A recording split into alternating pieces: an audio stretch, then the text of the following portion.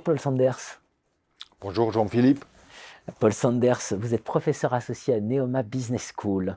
Revue française de gestion Némésis, donc les chercheurs prennent la parole. Vous prenez la parole sur le thème plaidoyer pour une géopolitique des écoles de commerce françaises et européennes. Vous avez un troisième point, c'est l'idée de dire que finalement un virage est en cours, celui de l'impact, celui des préoccupations sociales, sociétales, mais que finalement les institutions ne le prennent pas. Exactement.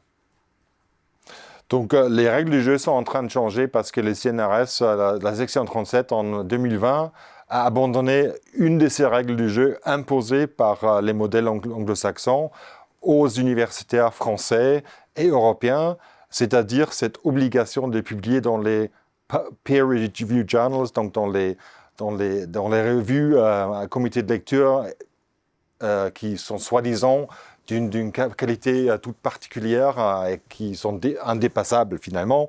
Donc les grandes références et le CNRS, donc la section 37, la section gestion, est revenue sur sa propre liste. Elle a finalement abandonné la politique de la liste.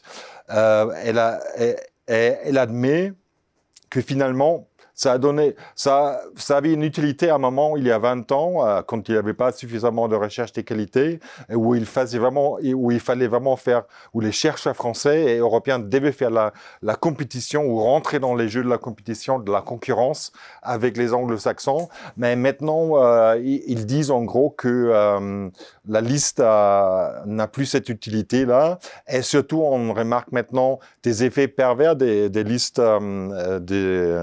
donc des quality journalists, des listes des qualités, des revues de qualité.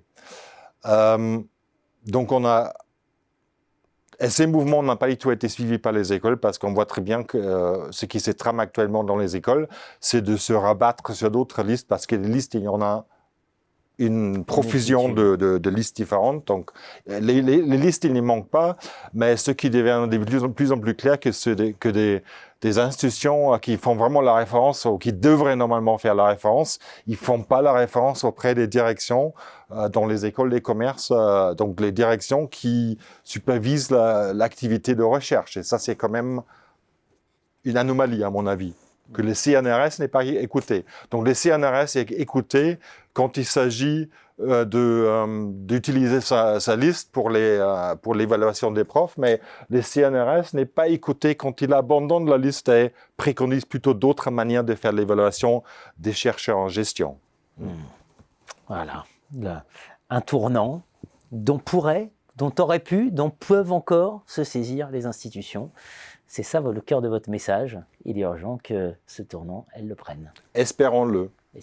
Et évidemment, les moments actuels, donc avant les élections présidentielles, c'est les moments pour mettre sur les plateaux des tels thèmes qui pourront peut-être considérés à ce moment-là, mais qui ne seront pas considérés à d'autres tournures à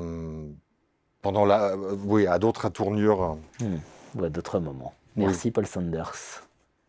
Merci pour votre invitation.